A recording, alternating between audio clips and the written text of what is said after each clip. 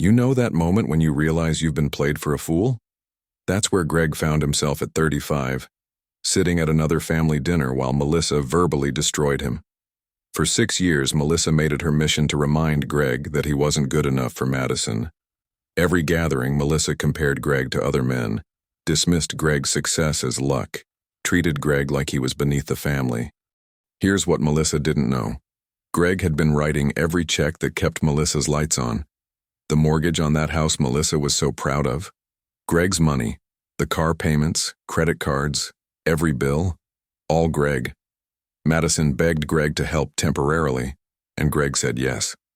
6 years of funding his own humiliation. That night, something broke. Greg didn't just stand up for himself. Greg systematically dismantled Melissa's entire world by cutting off every dollar. Greg watched Melissa lose everything: the house, the car, the lifestyle, the illusions. If you've ever been disrespected by someone you sacrificed for, you'll understand exactly why Greg did it, and why Greg has zero regrets about delivering justice. Before I go any further, let me know in the comments where in the world you are watching from. And make sure to subscribe because tomorrow I will share a story you don't want to miss. Greg knew the evening would be rough the moment Madison and he pulled into Melissa and Rick's driveway that Sunday. These monthly family dinners had become a special kind of torture, but Madison insisted they were important. Family is everything, Madison always said. Easy for Madison since Melissa actually liked her daughter. Melissa opened the door with that tight smile reserved exclusively for Greg. "Oh, you actually came on time for once. How surprising." "We're 10 minutes early, Melissa," Greg said evenly. "Are you?" "Well, dinner won't be ready for another hour because I had to start late. Some of us had to work today." Melissa looked Greg up and down with barely concealed disdain. "But I suppose when you have a cushy office job, you wouldn't understand real work." Greg ran a commercial real estate development firm that Greg had built from nothing. The company had 43 employees and had just closed an $8 million deal. But sure, Melissa, Greg didn't understand real work. Madison squeezed Greg's hand, the usual signal to let it go. Greg had been letting it go for 6 years. Greg and Madison settled into the living room with David and Nancy. Rick sat in his recliner, already checked out like always. Rick had learned years ago that disagreeing with Melissa wasn't worth the aftermath. "So, how's the office, Greg?" David asked, making an effort. "Busy. We broke ground on the Riverside project last week." "Oh, that's wonderful," Nancy said genuinely. Melissa snorted from the kitchen. "Breaking ground. How impressive. Anyone with Daddy's money can buy some land." Greg's jaw clenched. "I built my company with a business loan in 15-hour days, Melissa. My father had nothing to do with it." Melissa emerged from the kitchen, wiping her hands on a towel. "Please. Everyone knows your father co-signed that loan. You'd be nowhere without him bailing you out. He co-signed because the bank required it for anyone under 25. I paid back every cent with interest, 3 years ahead of schedule." "If you say so, dear." That condescending smile appeared again. "Madison, honey, come help me with the salad. Your husband can entertain everyone with more stories about his accomplishments." The evening deteriorated from there. Every comment Greg made, Melissa had a cutting response. When Greg mentioned hiring 3 new employees, Melissa said Greg was probably overextending himself and heading for bankruptcy. When Madison talked about the vacation Greg and Madison were planning to Costa Rica, Melissa called it wasteful and said Greg and Madison should be saving for her grandchildren's future, instead of gallivanting around. Then came dinner itself. Halfway through the pot roast, Melissa looked at Greg across the table. "You know, Greg, I was talking to Barbara Crowley at church, and her son-in-law just made partner at Henderson and Associates. A real career, not playing with buildings. She's so proud." "I'm sure she is," Greg said flatly. "It must be nice for Madison's cousins, having husbands with prestigious positions, lawyers, doctors, consultants. People respect those professions." Madison set down her fork. "Mom, Greg's company is very successful. I'm not saying it isn't, sweetheart. I'm just saying there are different levels of success. Barbara's son-in-law drives a Mercedes. A new one." "I drive a BMW, Greg said. "A 3-year-old BMW, Melissa corrected. "But who's counting?" Greg was done, completely done. You want to know who's counting, Melissa? Greg set down his fork and looked Melissa dead in the eye. I am. I've been counting for 6 years. 6 years of mortgage payments on this house. 6 years of car payments on that Lexus in your driveway. 6 years of credit card bills, utility bills, property taxes, and every other expense you've racked up while pretending you're financially secure. The table went silent. Melissa's face drained of color. What are you talking about? David asked. I'm talking about the fact that your mother hasn't paid a single bill in this house since your father's business went under. Every check, every payment, every dollar keeping this comfortable life afloat? That's been me. The son-in-law who isn't good enough. The man with the cushy office job who doesn't understand real work. Greg, Madison started, but Greg was beyond stopping. Melissa's mouth opened and closed. Madison told me. She said it was temporary help. 6 years, Melissa. 72 months. Over $300,000. And you know what I got in return? This. Every single month I get to sit here and be insulted by a woman who literally cannot afford to put food on this table without my money. How dare you? Melissa stood up, her chair scraping back. This is my house. No, it's the bank's house, or it would be if I hadn't been making the payments. But let me make something crystal clear right now. I'm done. Completely done. The next mortgage payment due in 3 weeks, figure it out yourself. The car payment? Enjoy walking? The credit cards you've been maxing out at Nordstrom? They're about to cut you off. You can't do this, Melissa shrieked.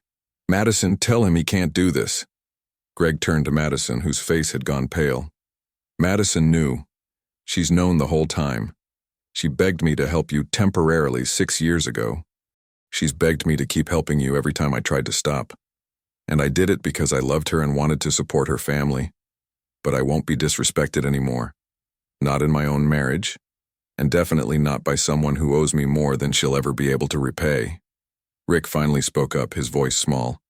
Melissa, is this true? You knew the business failed? Melissa snapped at Rick. What did you think was happening? I thought we were managing. I thought your sister was helping. My sister doesn't have this kind of money. Melissa was unraveling, her carefully maintained facade cracking. Madison said Greg wanted to help. She said he was happy to do it. I was never happy to do it, Greg said coldly. I did it because Madison cried and begged and promised it would only be until you got back on your feet. But you never even tried, did you? You just kept spending and insulting me and pretending you were better than me while living off my bank account. David stared at Melissa like David had never seen his mother before. Mom, how could you not tell us? Because it was humiliating, Melissa shouted. Having to take money from him. From someone who's not even really part of this family, who Madison settled for. Settled for? Greg laughed, and it was a harsh sound. Madison has a degree from a state school and works part-time at a nonprofit. I have a master's from Columbia and run a multi-million-dollar company. But sure, she settled. Greg, stop, Madison said quietly, tears streaming down Madison's face. No, I'm done stopping. I'm done being the good guy who takes the high road while your mother treats me like dirt. I'm done financing her delusions of grandeur while she compares me unfavorably to every other man she knows. Greg stood up. Here's what's going to happen. I'm cutting off all support effective immediately. You have 3 weeks until the next mortgage payment is due. After that, you're on your own. You want to keep this house, get a job. Both of you. Sell the Lexus. Downsize. Figure out what normal people do when they can't afford their lifestyle. You're destroying us, Melissa screamed. No, I'm just stopping enabling you. There's a difference. Greg looked at Madison. I'm going to the car. You can come with me or stay here. Your choice. Greg walked out, his heart pounding with 6 years of suppressed rage finally released. Behind Greg, the sounds of Melissa sobbing, David and Nancy's shocked questions, and Madison's pleading voice trying to calm everyone down faded as Greg reached the driveway. Greg sat in the car for 20 minutes before Madison emerged, Madison's face blotchy from crying. How could you do that? Madison whispered as Madison got in. How could I? How could you not tell me your mother has been treating me like garbage while spending my money? How could you let this go on for 6 years? I thought if you just understood her better. I understand her perfectly, Madison. She's a narcissist who can't accept that her comfortable life is over and she needs to actually work for a living. And you've been enabling her right alongside me. The ride home was silent. But the war had just begun. The morning after the explosive dinner, Madison started begging before Greg even finished his coffee. Madison sat across from Greg at the kitchen table, eyes red and swollen from crying all night. "Greg, please. We need to talk about this. You can't just cut them off like that." "I can." And I did. Greg kept his voice calm but firm. "She's my mother. She raised me. You can't just abandon her." "I'm not abandoning anyone, Madison. I'm refusing to financially support someone who treats me with contempt. There's a significant difference." "She didn't mean those things." "Yes, she did. Every single word. And you know what the worst part is? You let her.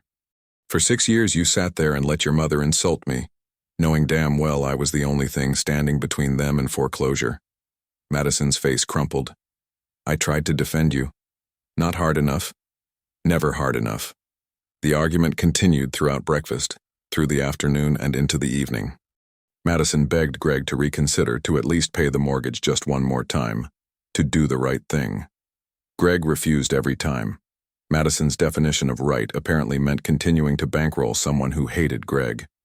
"She's my mother," Madison sobbed that Tuesday night, the third day of the siege. "She raised me. She sacrificed for me. You can't just walk away from family. Family doesn't treat each other the way Melissa treated me. And family doesn't enable that behavior the way you did." The pressure intensified over the following days. On Thursday of the first week, David called Greg's cell phone. Greg saw the name on the screen and almost didn't answer, but curiosity won. "Look, I'm not saying what Mom did was right," David started without preamble. "But you can't just pull the rug out like this. They'll lose everything." "They've already lost everything, David. They just haven't admitted it yet. Your dad's business failed 6 years ago. They've been living on borrowed time and my money. But where will they go? What will they do? That's not my problem anymore. They're adults. They can figure it out like everyone else does when they can't afford their lifestyle. Greg, please, you have the money. One more mortgage payment wouldn't hurt you." "No, David. I'm done being guilted into supporting people who treat me like I'm worthless. Your mother made her choice every single time she insulted me at those dinners. Now she gets to live with the consequences. You're being heartless." "No, I'm just done being a doormat." Greg hung up. Madison came home that evening with news that David had called her too, crying about how stubborn and cruel Greg was being. Madison tried using David's distress as leverage, but Greg held firm. On day 10, Greg's phone rang with an unknown number. Greg didn't answer. Moments later, a voicemail notification appeared. Greg listened to it while Madison was in the shower. Melissa's voice came through, shaky at first. "Greg, it's Melissa. I wanted to apologize. I shouldn't have said those things at dinner. I was upset and shocked, and I reacted badly. But you have to understand, we thought you wanted to help. Madison said you were happy to do it. We never would have accepted if we'd known." The tone shifted abruptly. "But this? What you're doing now? This is cruel, Greg. You're tearing this family apart. You're destroying Madison's relationship with her parents. You're being vindictive over some hurt feelings. I know you have the money. I know one mortgage payment means nothing to you. But to us, it's everything. Our entire life. And you're just going to watch us lose it all because your ego got bruised? That's not the man I thought Madison married. I guess I was right about you all along." The voicemail ended. Greg deleted it immediately. On day 14, Madison came home early from work, her eyes red before she even walked through the door. Greg was in his home office reviewing contracts when Madison appeared in the doorway. "Mom and Dad went to the bank today," Madison said quietly. Greg looked up. "And?" "They can't refinance. Dad's credit is destroyed from the business failure. They can't get a loan. They can't get help from anywhere." Madison's voice broke. "They're going to lose the house, Greg. They're actually going to lose it." "Yes, they are. And you're okay with that?" "I'm not okay with it, Madison. But it's not my responsibility to fix." They had 6 years to get their finances in order, 6 years to downsize, to find jobs, to face reality. They chose not to. Because they thought they had help. Because they thought we were family. Family doesn't treat each other the way Melissa treated me. How many times do I have to say that before you understand? So, what am I supposed to do? Madison's voice rose, desperation bleeding through. Just watch my parents become homeless? Watch them lose everything? They won't be homeless. They'll downsize. They'll get an apartment they can actually afford. They'll both get jobs. Millions of people do it every day, Madison. They're in their 60s. Then they should have planned better. They should have saved money instead of spending mine while insulting me. Madison stared at Greg like Madison didn't recognize him. When did you become so cold? The night your mother called me worthless while spending my money. I've just been thawing out ever since. Madison turned without another word and walked down the hall. Greg heard the guest room door close. Not their bedroom. The guest room. That night, Greg lay alone in their bed, staring at the ceiling. The house felt different with Madison down the hall, the physical distance matching the emotional chasm that had opened between them. But Greg didn't back down, because Greg knew the truth. If Greg gave in now, nothing would change. Melissa would learn that crying and manipulation worked. Madison would learn that Greg's boundaries were negotiable. And Greg would learn that his dignity had a price tag of exactly one mortgage payment. Greg wasn't teaching anyone those lessons. The next morning, the guest room door remained closed when Greg left for work. Madison slept there again that night, and the next night, and the night after that. The war was just beginning. Day 21 arrived with the precision of a guillotine. The mortgage payment came due and Melissa and Rick didn't make it. Greg knew because David called within hours, his voice tight with fury. They just got a foreclosure notice. 60 days until eviction. Are you happy now? Greg stood in his office, looking out the window at the city below. No, David. But I'm not responsible for this. You could stop it with one check. One goddamn check, Greg. I could, but I won't. They had 6 years and $300,000 to sort themselves out.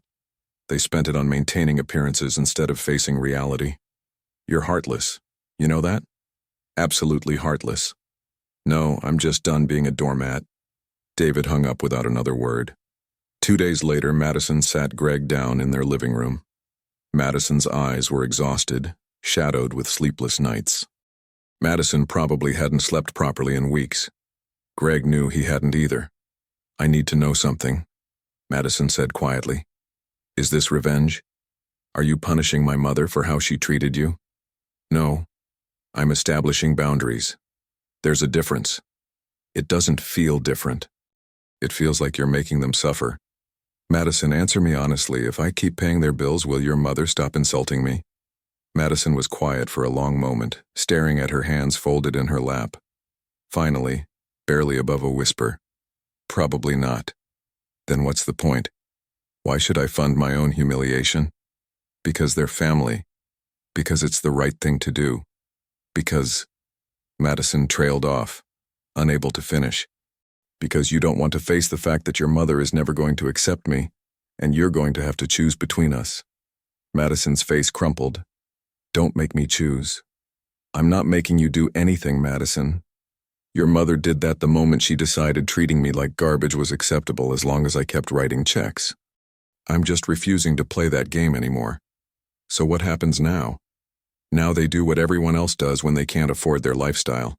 They face reality. 3 days after that conversation, Madison packed a bag. Not a lot, just enough for a week, maybe 2. Madison stood in the bedroom doorway, suitcase in hand, tears streaming down Madison's face. I'm going to stay with Nancy and David for a while. To clear my head. How long is a while? I don't know. A week, maybe more. I can't be here right now. I can't watch you do this, and I can't stop thinking about what it means for us. Greg nodded. Okay. Okay? That's all you have to say? What do you want me to say, Madison? I'm not backing down and you're not ready to choose. So yes, maybe some space is what we both need. Madison left without another word. The house felt empty without Madison. Greg ate dinner alone that night, worked late into the evening, and slept fitfully in their bed. The guest room door remained open, a silent testament to Madison's absence. Meanwhile, Melissa and Rick had started the humiliating process of apartment hunting. They viewed places in neighborhoods they'd never have considered before. 2-bedroom units in older buildings, nothing like the 4-bedroom house in the nice subdivision they were losing. Madison called Greg 5 days after leaving, her voice thick with tears. "Greg, I went with Mom to look at apartments today. You should see these places, they're so small, so old." Mom was crying in the parking lot. "They're apartments that hundreds of thousands of people are happy to live in, Madison. But they're not her home. Her home was built on my money and her delusion. It's time for reality. God, when did you become so cold? The night your mother called me worthless while spending my money. I keep telling you this, but you don't want to hear it. I've just been thawing out ever since." Madison hung up without saying goodbye. But something shifted after that call. Greg couldn't pinpoint exactly what, but he sensed a change. Maybe Madison started paying closer attention to what Melissa was actually saying. Maybe Madison started noticing things Madison had been willfully ignoring for years. 3 days later, Madison called from David's house. This time, Madison's voice was different. Quieter. Shaken. "I had dinner with Mom tonight," Madison said carefully. "Okay." She was complaining about the apartments, going on and on about how small they are, how the neighborhoods aren't safe, how humiliating it all is, and I mentioned that you'd been paying all the bills, that you'd been helping them for 6 years. Greg waited, sensing something important coming. She said, Madison's voice cracked. She said, "Well, what else is he good for?" Silence filled the line between them. "Greg, I'm so sorry. I've been so blind." "Yes, you have. She really doesn't respect you. Even now, even after everything, even after losing the house and her car and her lifestyle, she still thinks you owed us that money. Like it was your responsibility as my husband to take care of her. Like you were some kind of ATM that should have just kept dispensing cash without complaint. I know. And I let her think that. I let her treat you that way because it was easier than standing up to her. Because I wanted to keep everyone happy, and you were the one who kept bending, so I let you keep bending until you broke. Yes. I don't know if you can forgive me for that. I don't know either yet, Madison. But I'm not asking you to help them anymore. You were right. She made her choices. She needs to face the consequences." Greg exhaled slowly, something tight in his chest loosening just slightly. "Okay. Okay? It's not a full reconciliation, Madison. We have a long way to go. But it's a start. Can I come home?" "Not yet. Give it a few more days. You need to sit with what you just learned. Really sit with it. Because if you come home now and Melissa starts crying and manipulating, you'll backslide. You'll start making excuses for her again. Spend a few more days at David's. Watch her closely. See who she really is when she thinks no one's judging her." Madison was quiet for a long moment. "You're right. I'll stay a bit longer." After they hung up, Greg sat in the quiet house and allowed himself the smallest flicker of hope. It wasn't a victory. Not yet. But it was progress. Madison came home after 2 weeks at David's house. Greg heard the key in the lock just after 7 on a Wednesday evening, and then Madison was standing in the entryway, looking uncertain in a way Greg had never seen before. "Hi," Madison said softly. "Hi." They didn't fall into each other's arms like some romantic movie. Instead, they sat at their kitchen table, the same table where they'd shared thousands of meals, made countless plans, lived an entire life together that now felt fragile and uncertain. "I need you to understand something," Greg said, wrapping his hands around a coffee mug he wasn't drinking from. "This isn't just about your mother anymore. It's about us. You chose her comfort over my dignity for 6 years. That doesn't just go away because she finally showed her true colors." "I know." Madison's hands were wrapped around her own mug, mirroring Greg's posture. "I was a coward. I told myself I was keeping the peace, being a good daughter, maintaining family harmony. But really, I was just avoiding conflict with her by letting her hurt you instead. I sacrificed you to keep her happy." "Yes. And I need to figure out why I did that. Why her approval mattered more to me than your dignity. Why I thought you'd just absorb her abuse forever." Madison's voice cracked slightly. I called a therapist. I have an appointment next Tuesday. That surprised Greg. Good.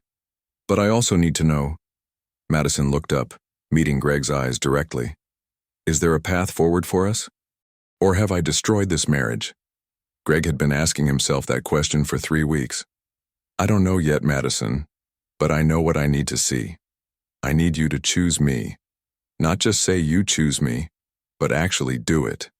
The next time your mother crosses a line, any line, I need you to shut her down. The next time anyone in your family treats me with disrespect, I need you to have my back. Every single time. No exceptions. No excuses. I can do that. We'll see. The words hung between them, neither quite a promise nor a threat, just reality. Madison moved back into their bedroom that night, but things weren't magically fixed. Greg and Madison were polite, careful with each other, like roommates testing whether they could be partners again, whether the foundation of their marriage could be rebuilt, or if too much damage had been done. Meanwhile, 20 minutes across town, Melissa and Rick's world continued its inevitable collapse. Melissa and Rick had found an apartment, a 2-bedroom unit in a complex called Meadowbrook. The rent was $1,400 a month, which represented the absolute limit of what Melissa and Rick could afford on Rick's sporadic consulting income alone. The apartment was roughly a third of the square footage Melissa and Rick were used to, with thin walls, dated fixtures, and a parking lot view. But it was shelter. It was affordable. It was reality. The real shock came when Melissa got a job. For the first time in 30 years, Melissa filled out applications, attended interviews, and accepted a position at Macy's working retail 4 days a week. Melissa folded shirts, helped customers find sizes, and took orders from managers young enough to be Melissa's children.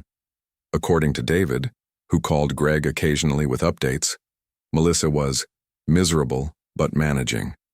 2 weeks after Melissa and Rick moved out of the foreclosed house, the Lexus got repossessed.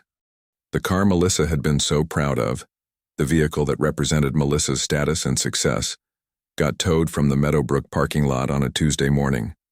Melissa now drove Rick's 10-year-old Honda Civic with the dent in the passenger door and the check engine light that flickered on and off. Melissa and Rick started shopping at Aldi instead of Whole Foods, clipping coupons, buying generic brands. The country club membership lapsed. The expensive haircuts stopped. The designer clothes stayed in the closet, too formal for Melissa's new life. Most tellingly, Melissa's church friends stopped calling. The women who'd filled Melissa's calendar with lunches and shopping trips and charity events, they all seemed to evaporate once Melissa moved to Meadowbrook and started working retail. Apparently, Melissa's social currency had been tied entirely to Melissa's lifestyle, and without the house and the car and the appearance of wealth, Melissa was significantly less interesting to the country club set.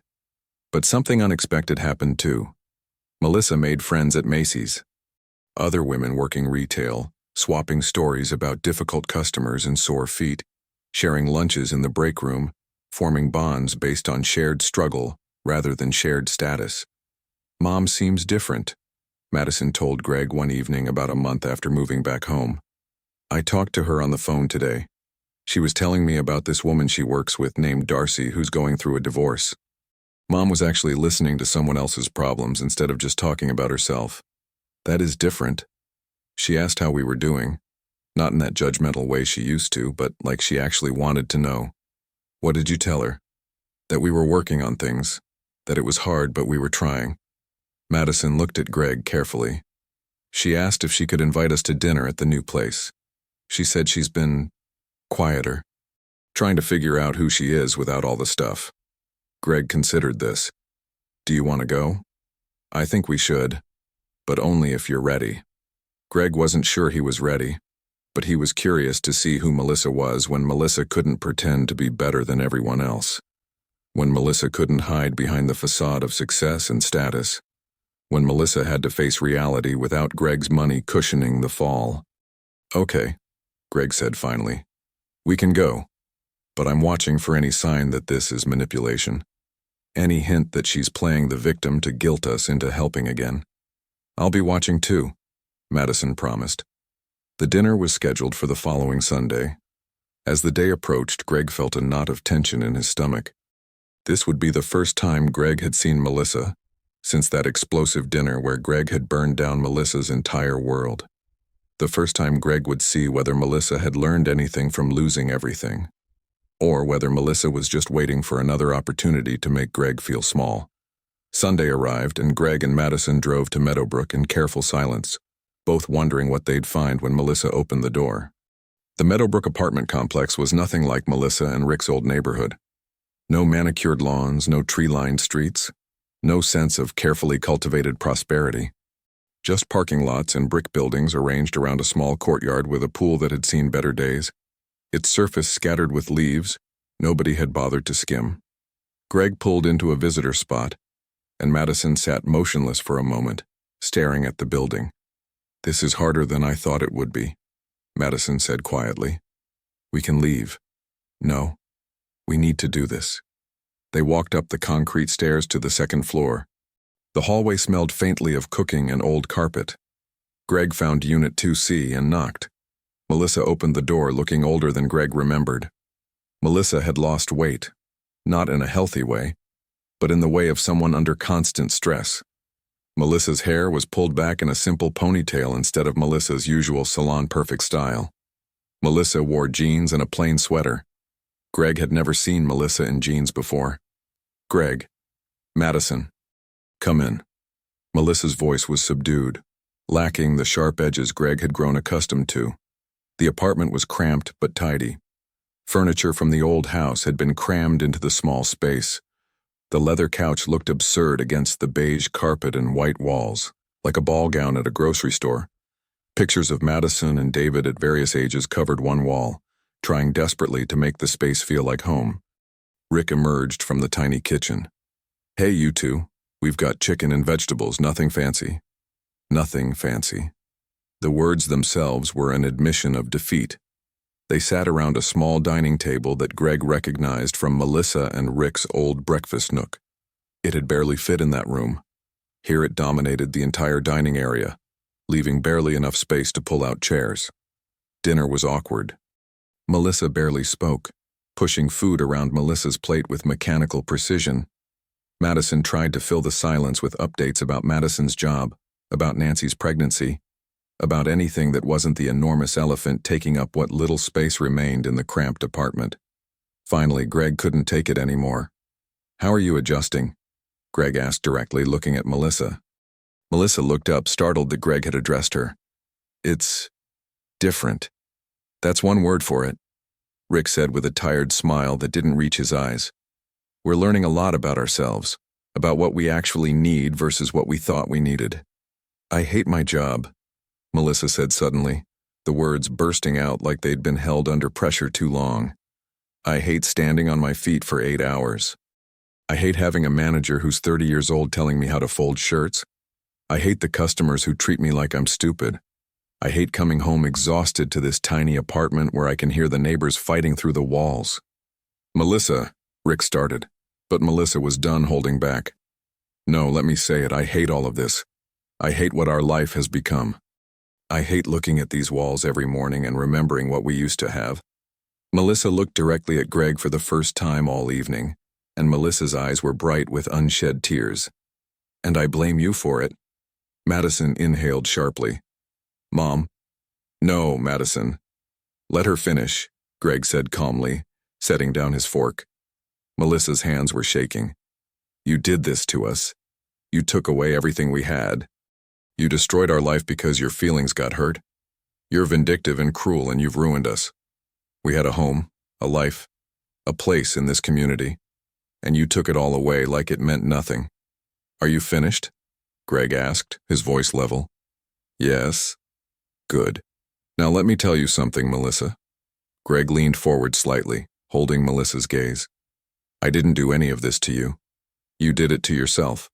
Your husband's business failed 6 years ago. That wasn't me. You spent the next 6 years living beyond your means on borrowed money instead of downsizing and adapting. That wasn't me either. You insulted and demeaned the man who was funding your lifestyle because you were too proud to acknowledge reality. That definitely wasn't me. Every single consequence you're facing right now is the result of your choices. The only thing I did was stop enabling those choices. We would have figured something out." You had 6 years, Melissa. 6 years. You didn't figure out anything except how to spend my money while making me feel like garbage about it. I never asked you to help us. You're right. Madison asked, and I said yes because I loved her and wanted to support her family. But you know what? Supporting someone doesn't mean tolerating abuse. And that's what your behavior was, Melissa. Abuse. Calculated, consistent, deliberate abuse of someone you knew couldn't defend himself without hurting your daughter. Melissa's face flushed red. I wasn't abusing you. I was just stating facts. No, you were trying to make yourself feel better about accepting charity by belittling the person providing it. You couldn't stand that you needed me, so you convinced yourself I was beneath you. That my money didn't count because I didn't earn it the right way, or I wasn't impressive enough, or whatever other excuse let you sleep at night while cashing my checks. That's not... It is. And you know it. Deep down, you know exactly what you were doing. And now you're angry because there are consequences. The room was silent. Rick was staring at his plate, not intervening, not defending Melissa. Madison's hand found Greg's under the table, squeezing tight. Melissa's voice was barely a whisper. So what now? You just watch us struggle? You get satisfaction from seeing us like this? No, Melissa. I don't get satisfaction from this, but I also don't take responsibility for it. You're adults who made choices. Bad choices. Now you're living with the results. That's called life. And there's nothing that would make you help us again? Nothing? An apology might be a start. A real one. Not, I'm sorry you feel that way, or I'm sorry, but you overreacted. An actual acknowledgement of what you did and genuine remorse for doing it.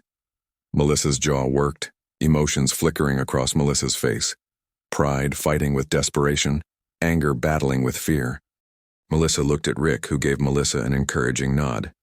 I'm sorry, Melissa said finally, the words coming out stiff and rehearsed. I'm sorry I said those things. I'm sorry I didn't appreciate what you were doing for us. But nothing. I'm sorry.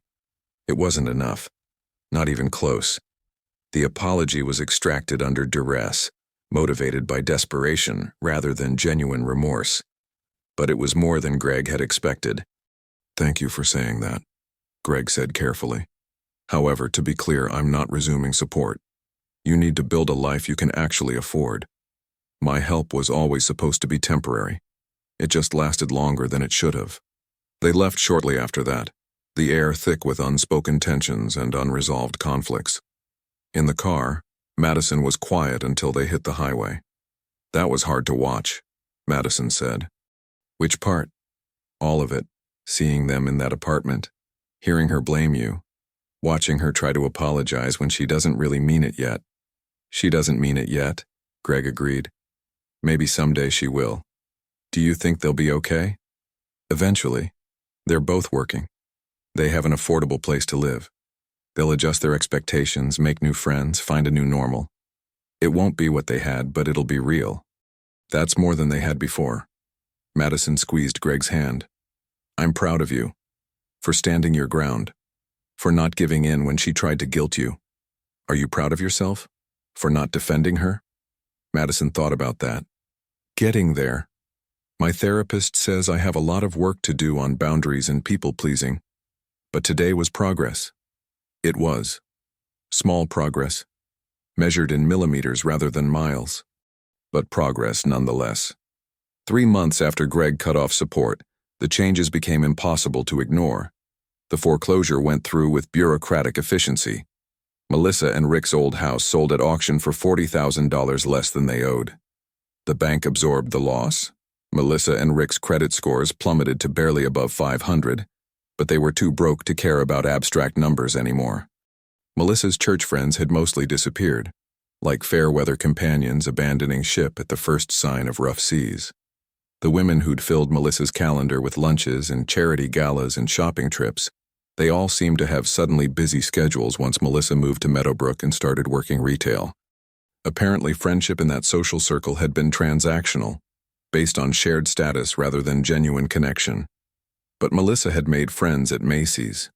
Real friends. Other women working retail. Darcy going through a messy divorce.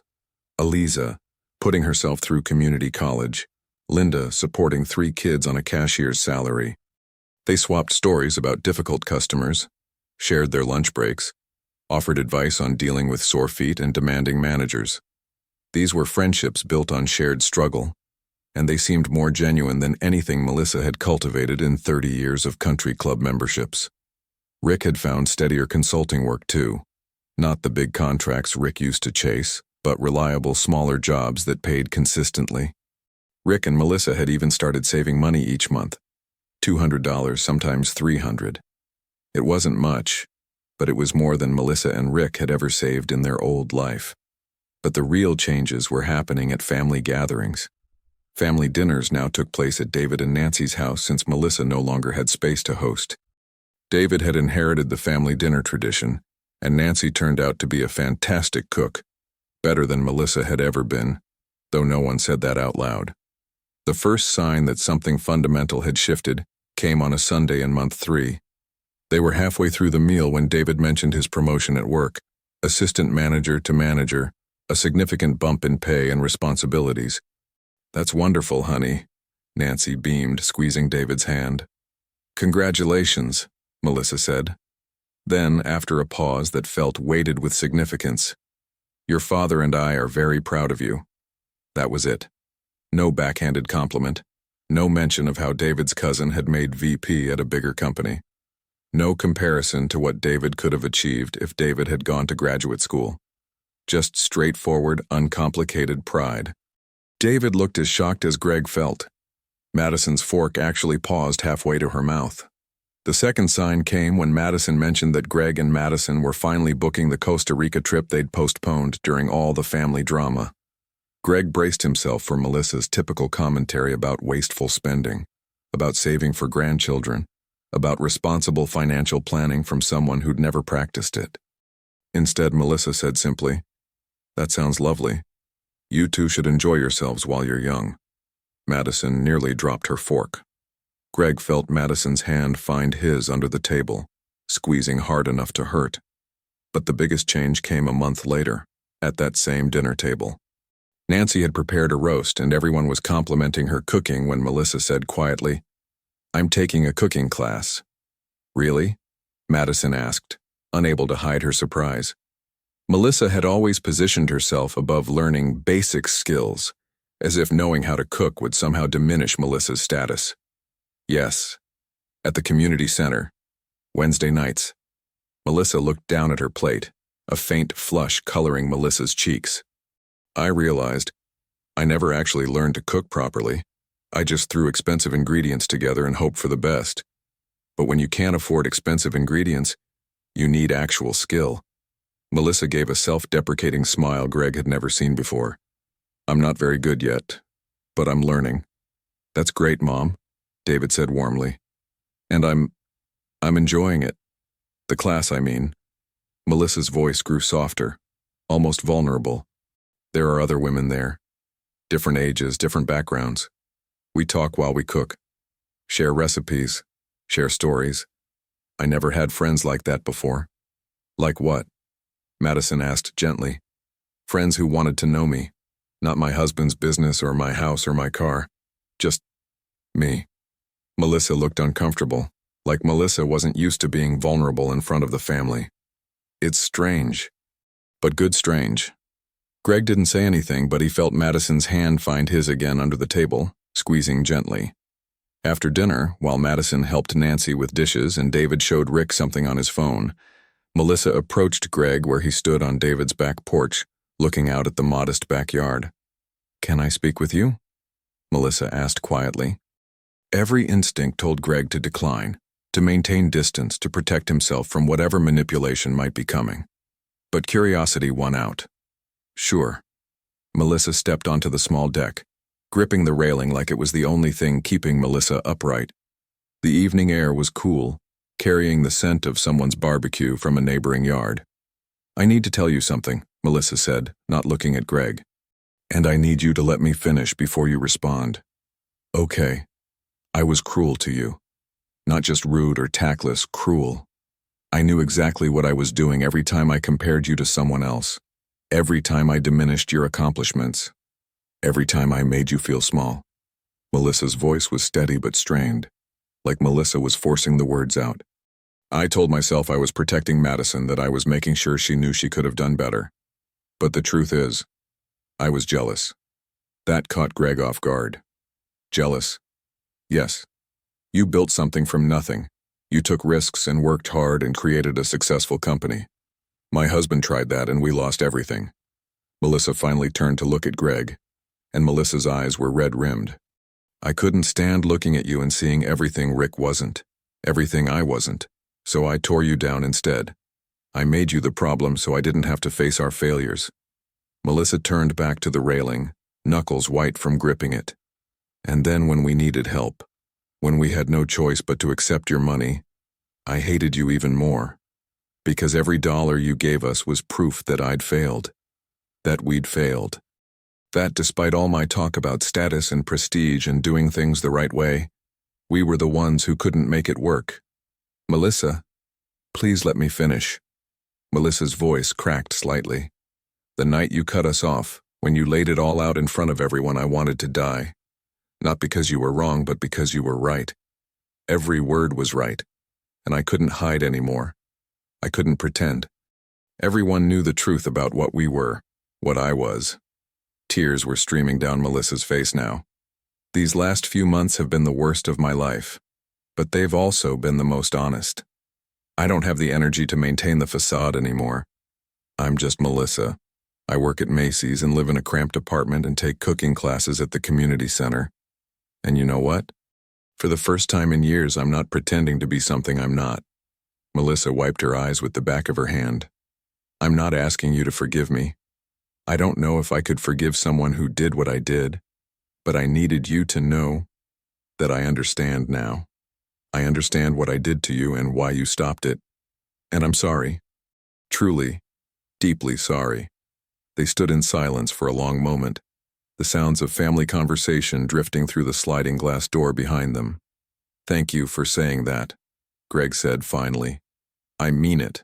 That took courage. It's the least I owe you. I'm not going to pretend everything is fine now. It'll take time for me to trust that this change is real. I know. I'm not asking for anything. I just needed to say it. Inside, Greg could hear Madison and Nancy laughing about something. David was telling Rick a story, their voices carrying through the glass. Can I ask you something? Melissa said. Sure. Are you and Madison going to be okay? Greg considered the question carefully. I think so. We're working on it. She's learning to set boundaries with you. I'm learning to trust that she'll keep them. She loves you. She always has. I just didn't want to see it. Why not? Because if I admitted you were good for her, I'd have to admit my judgment was wrong. And my judgment was all I had left. Melissa laughed. But it was hollow, self-aware. Turns out I didn't even have that. They went back inside a few minutes later. Nothing was magically healed. Trust wasn't rebuilt in a single conversation. But something had shifted. A door had cracked open just slightly. Whether that door would open wider or slam shut again remained to be seen. 2 weeks after Melissa's porch confession, Madison came home from therapy on Thursday evening with a determined expression Greg had never seen before. Madison set down her purse, asked Greg to sit down at the kitchen table, and folded her hands in a way that suggested this conversation had been rehearsed. My therapist helped me realize something today, Madison began, voice steady despite the nervous energy radiating from her posture. I've been waiting for you to decide if our marriage can survive this, if you can forgive me for what I let happen. But that's not fair to either of us. What do you mean? I mean, I need to make a choice too. I need to decide if I can be the partner you need, or if I'm still too caught up in being my mother's daughter. And I need to prove it, not just say it. Madison, no. Listen. Please. Madison leaned forward, eyes locked on Greg's. I've been saying I'll set boundaries. I've been saying I'll choose you, but I haven't actually been tested on it. Mom's been quieter, more humble. It's been easy.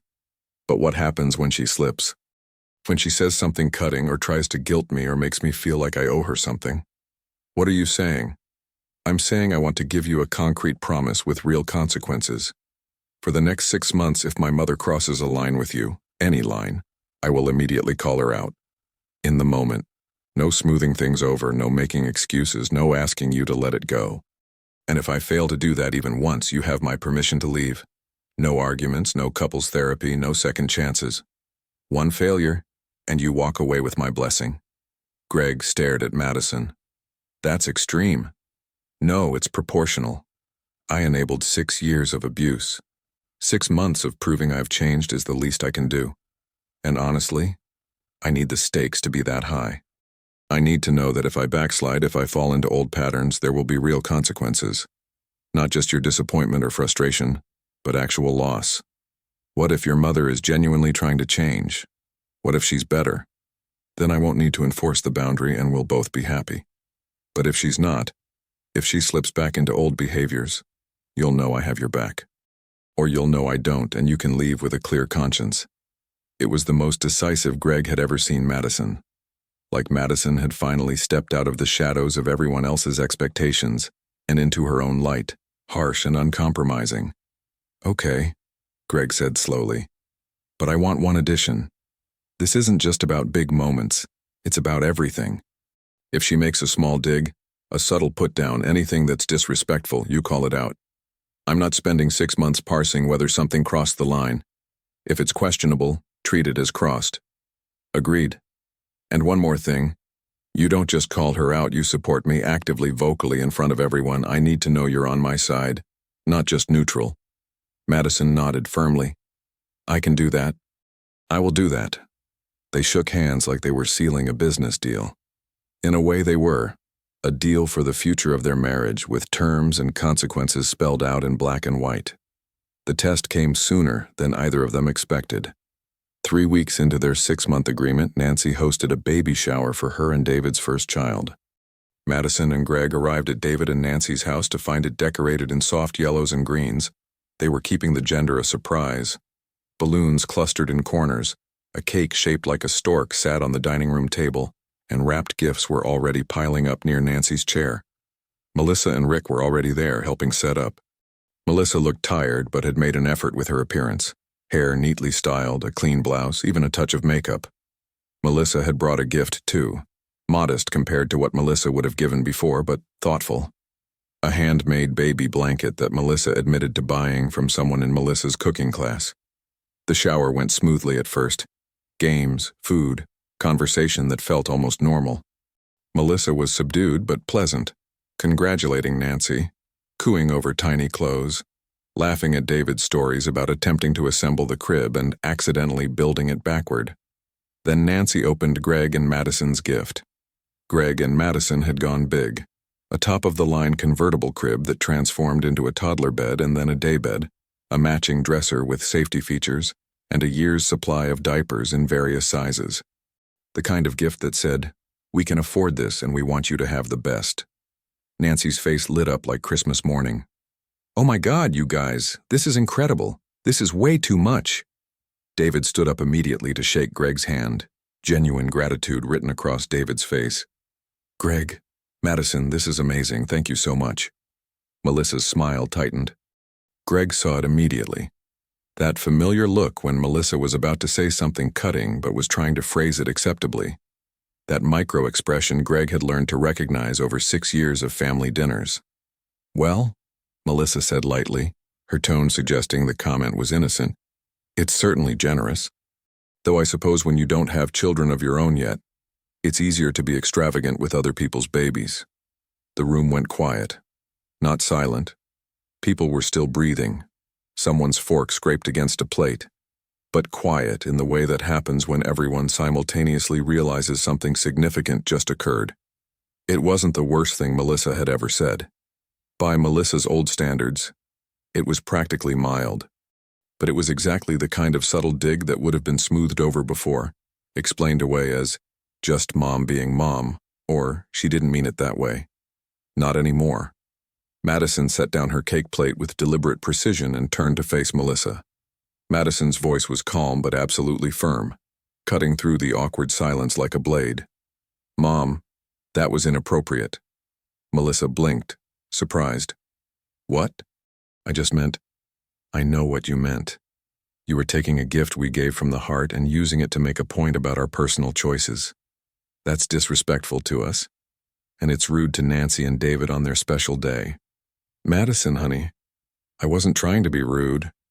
Intent doesn't matter, impact does. And the impact of what you said was to diminish our gift and make Greg feel bad for being generous. Madison's voice remained level, but there was steel underneath. So let me be clear. I won't tolerate you speaking to my husband that way. Not subtle digs, not just joking, not anything. If you can't be respectful, you can leave. The room was frozen. David's mouth was open. Nancy looked like Nancy didn't know where to put her eyes. Rick was staring at Melissa with something that looked like resignation mixed with pride. And Melissa looked like Melissa had been slapped. I didn't realize, Melissa stammered, face cycling through shock, indignation, and then something that looked like shame. Now you do. Madison's voice was still calm, matter of fact. So you can either apologize to Greg and move on, or you can go home. Your choice. Melissa's face cycled through several emotions, shock giving way to indignation, indignation collapsing into shame. For a moment, Greg thought Melissa was going to storm out. Greg had seen that look before, right before Melissa made dramatic exits from situations Melissa couldn't control. But then something changed. Melissa's shoulders sagged. The fight went out of Melissa like air from a punctured tire. Greg, I'm sorry. Melissa's voice was quiet, genuine. That was uncalled for. Your gift is generous and thoughtful, and I had no right to say what I said. Thank you, Greg said simply. Madison nodded once, satisfied, and picked up her cake plate like nothing had happened. Nancy, did you want to open our other gift? The smaller box. The party resumed, but the dynamic had fundamentally shifted. Everyone had just watched Madison choose her husband over her mother in real time. No ambiguity, no middle ground. A line had been drawn in permanent marker, and Madison had stood firmly on Greg's side of it. In the car afterward, Madison was shaking slightly, hands trembling as Madison buckled the seatbelt. That was terrifying, Madison admitted, voice unsteady. You were amazing. I thought she was going to leave. I thought she was going to blow up and ruin Nancy's shower and everyone would blame me for being too harsh. But you did it anyway. Because I promised, and because you were right. If I let that slide, even that small comment, we'd be right back where we started. Death by 1,000 cuts. Greg reached over and took Madison's hand. I'm proud of you. Don't be proud yet. We're only 3 weeks in. I have 5.5 months to go. But something had fundamentally changed. Madison had proven Madison could do it when it mattered. And more importantly, Melissa had learned that the old rules didn't apply anymore. The game had changed. And for the first time in 6 years, Greg wasn't the one losing. The next 4 months weren't perfect, but they were fundamentally different. Melissa tested the boundaries twice more, once with a comment about Greg and Madison's childless lifestyle, allowing them to be spontaneous in a way parents couldn't be, and once with a comparison between Greg's work and David's steady corporate career with real benefits. Both times, Madison shut Melissa down immediately, firmly but not cruelly, publicly but not vindictively. The message was consistent and clear. Disrespect Greg, face consequences. After the second incident, Melissa stopped testing entirely. What surprised Greg more was what started happening instead. Melissa began asking questions. Real questions, not rhetorical ones designed to make a point or set up an insult.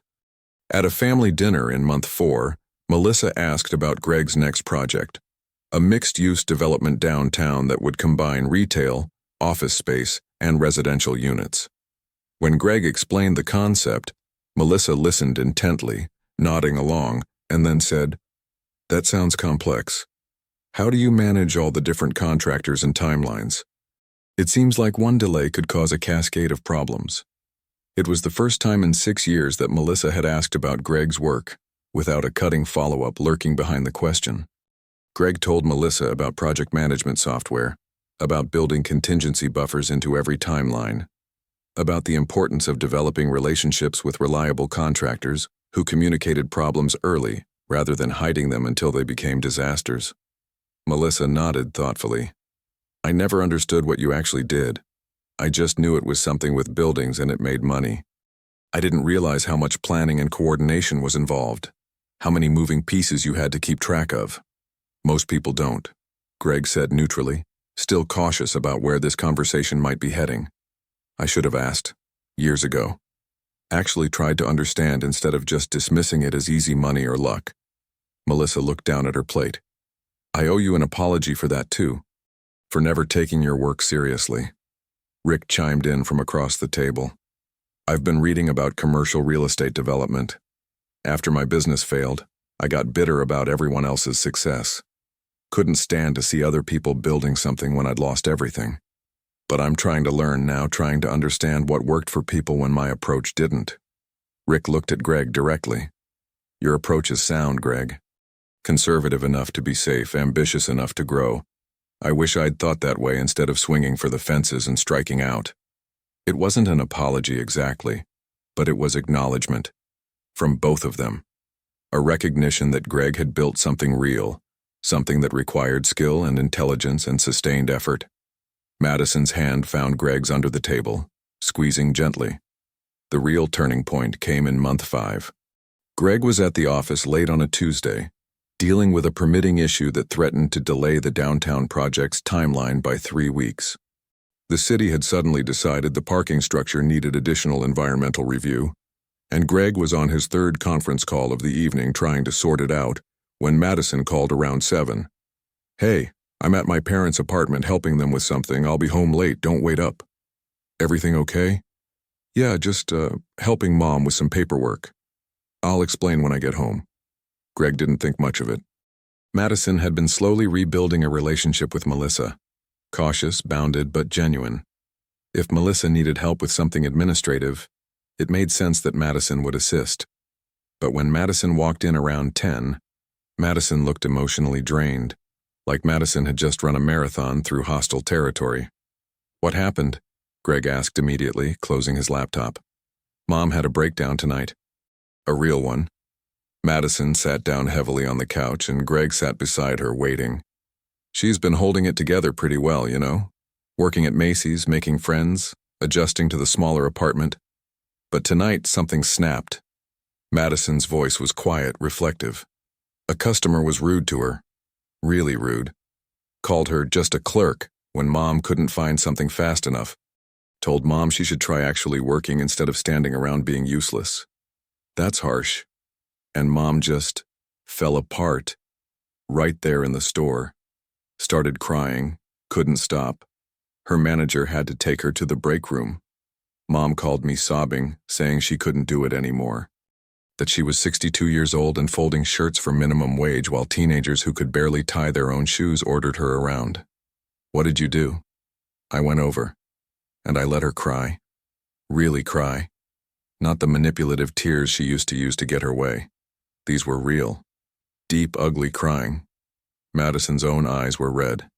She kept saying she'd ruined everything. That she'd thrown away her whole life for pride and appearances. That she'd destroyed her relationship with you and almost destroyed my marriage because she couldn't just be humble and grateful. What did you tell her? I told her she was coming back from it. That the last 5 months I'd seen more real growth in her than I'd seen my entire life. That admitting you have a problem is the first step, but actually changing your behavior is the hard part, and she was doing it. Day by day she was doing it. How did she respond? Madison looked at Greg directly. She asked if you'd ever forgive her. Really forgive her, not just tolerate her presence at family gatherings. She wanted to know if there was any way back from what she did. What did you say? I said I didn't know. That forgiveness isn't something you can demand or earn on a schedule. But that you were a fair person, and if she kept showing genuine change, kept being honest instead of performing, eventually you might trust her again. Maybe even like her. That was the right answer. She asked if she could write you a letter. Not an email, an actual letter. She said she wanted to explain things she's never been able to say out loud. Things that feel too heavy for a conversation but need to be said anyway. Do you think I should read it if she sends it? That's up to you. But I think she's trying, Greg. Really trying. Not because she wants something from you. Not because she's trying to manipulate her way back into our wallets. But because she's finally seeing herself clearly and doesn't like what she sees. 3 days later, A letter arrived. Plain white envelope, Greg's name written in careful handwriting on the front. No return address needed. Greg knew who it was from the moment he saw it. Greg almost didn't open it. 6 years of Melissa's poison had built up a pretty solid wall, and Greg wasn't eager to let Melissa back inside his head. But curiosity, or maybe the faint hope that people could actually change, made Greg unfold the 3 pages of careful handwriting. The letter was raw. Honest in a way Melissa had never been in person. Melissa wrote about feeling threatened by Greg from the moment Madison brought Greg home. About how Rick's business failure had destroyed Melissa's entire identity as Rick's wife, and left Melissa scrambling to figure out who Melissa was without the house and the country club and the appearance of success. About how looking at Greg's success felt like a mirror reflecting everything Melissa and Rick had failed to achieve. Melissa wrote about the self-hatred that came with accepting Greg's money, and how Melissa had aimed that hatred at Greg instead of where it belonged, at Melissa's own choices and pride. About how every insult was an attempt to make Melissa feel better by making Greg feel worse. Melissa wrote about the last 5 months. The humiliation, yes, but also the unexpected relief of not having to maintain the facade anymore. The strange freedom of being just Melissa, without the performance of status and wealth. The letter ended simply, "I don't know if people can earn forgiveness or if it's something freely given. But if there's ever a path to us having a respectful relationship, I'd like to walk it. Not back to where we were, that was poison from the start, but forward to something honest. Respectfully, Melissa." Greg read the letter 3 times, each reading revealing new layers of genuine regret and hard-won self-awareness. That night, Greg showed the letter to Madison. "What do you think?" Madison asked after reading it carefully. "I think your mother is finally telling the truth. About herself, about me, about everything. Does that change anything for you? It doesn't erase 6 years, but it's a start. A real one." Greg paused.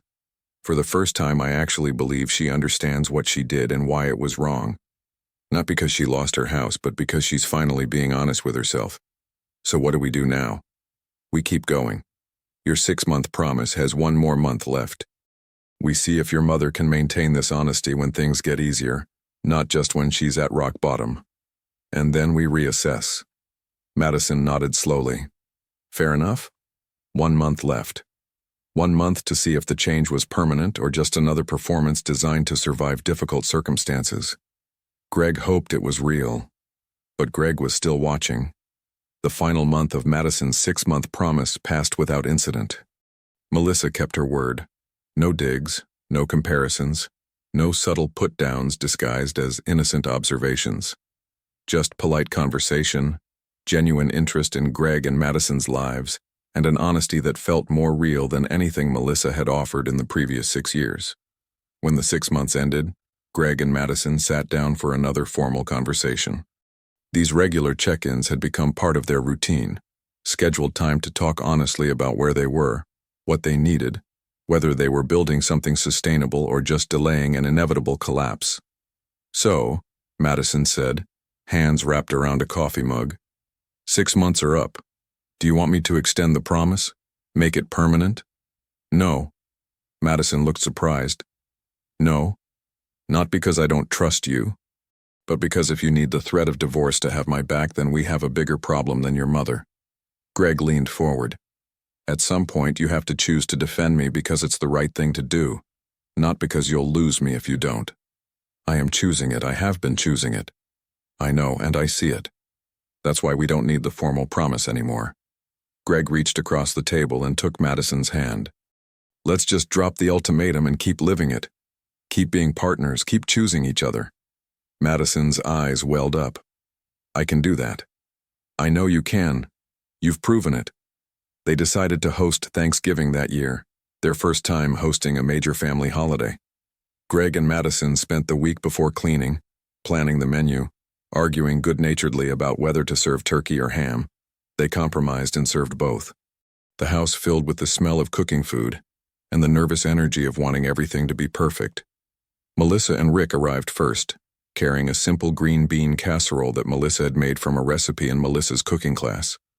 David and Nancy came next with baby Linda, now 3 months old and impossibly tiny. Nancy's parents rounded out the gathering, making it a full house that felt warm and alive in a way family gatherings hadn't felt in years. Greg had been nervous about the dynamics, about whether Melissa's change would hold under the pressure of a big family gathering with extended relatives and the weight of tradition. But Melissa surprised him. Melissa brought a modest dish with no pretense of impressing anyone. Melissa cooed over Linda with genuine grandmotherly affection, holding Linda carefully and making silly faces that drew tiny smiles. Melissa complimented Madison's cooking without comparing it to how Melissa used to host. Melissa helped with dishes without being asked. And when the conversation turned to Greg's recent project win, a contract for a major downtown development that would take 5 years to complete and establish Greg's company as a regional powerhouse, Melissa raised her glass and said clearly, "That's wonderful, Greg. You've worked incredibly hard for that. You should be proud. No qualifier, no but, no subtle undermining disguised as concern. Just genuine congratulation."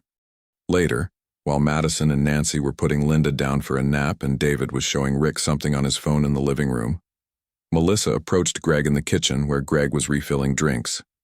"Can I say something?" Melissa asked quietly. "Sure. Thank you."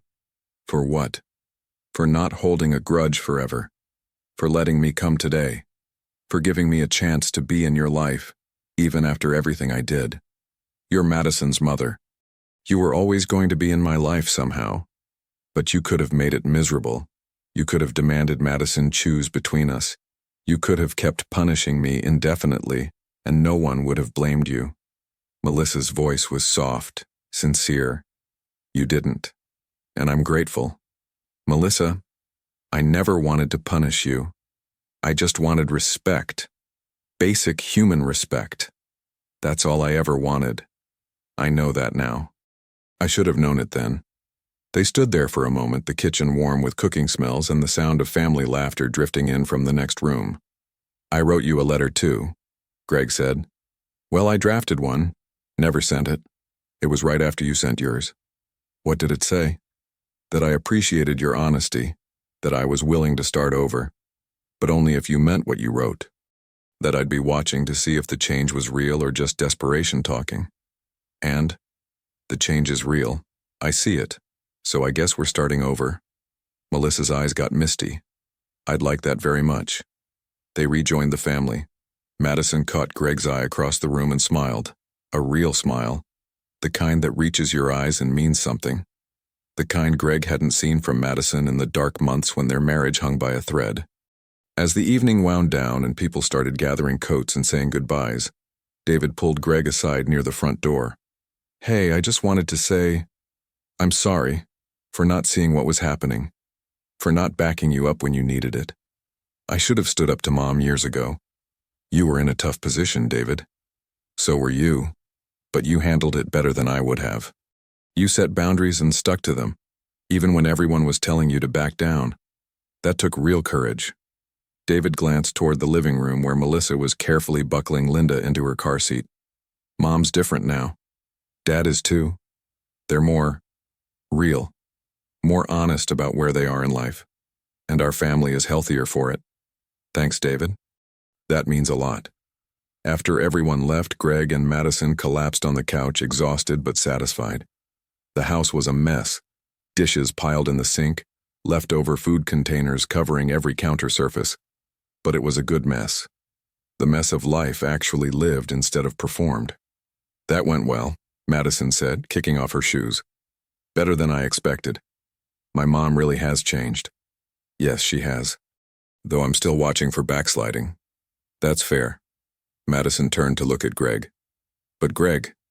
"Yeah? Thank you for not giving up on us, on me. I didn't deserve your patience. You deserved a chance to choose differently. And you did."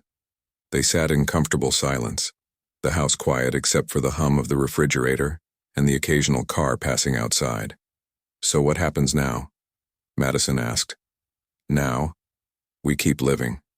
We take that Costa Rica trip we've been planning for years. We figure out if we want kids. We build the life we actually want instead of the one your mother expected us to live. Sounds perfect. It wasn't perfect. Nothing ever is. But it was honest. It was theirs. And it was built on a foundation of mutual respect instead of obligatory tolerance and unspoken resentment. That was enough. The epilogue of their story was still being written. Melissa would continue working at Macy's, continue making real friends, continue volunteering at a women's shelter where Melissa helped other women rebuild after setbacks. Rick's consulting work would stabilize into reliable income. Greg's company would grow beyond anything Greg had imagined in those early days when Rick's business was failing, and Melissa's insults were just beginning. And Greg and Madison, they would grow too, stronger together than they'd ever been separately. Partners who'd been tested by fire and emerged with something more valuable than comfort. They'd found truth. 6 years of enabling had cost $300,000 and nearly destroyed a marriage. 6 months of boundaries had saved everything that actually mattered.